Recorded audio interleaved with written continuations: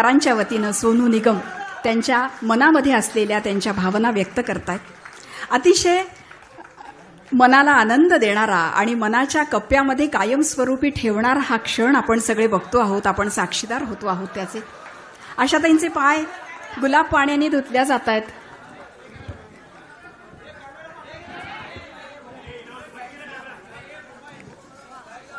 वेदमंत्राच्या घोषासह आपण या सगळ्याचा आनंद घेणार आहोत, आस्वाद घेणार आहोत. यानंतर 91 दिव्यांनी पारंपरिक पद्धतीनं त्यांचं औक्षण करण्यात येईल. वस्त्र फुलांची परडी त्यांना देण्यात येईल आणि वेदमंत्राच्या घोषणांना सुरुवात करत.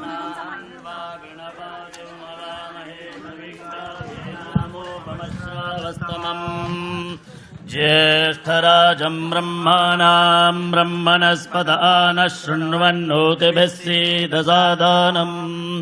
ॐ स्वस्ति नो मिमेदामश्विना भगः स्वस्ति देव्यदेतिरनर्वणाः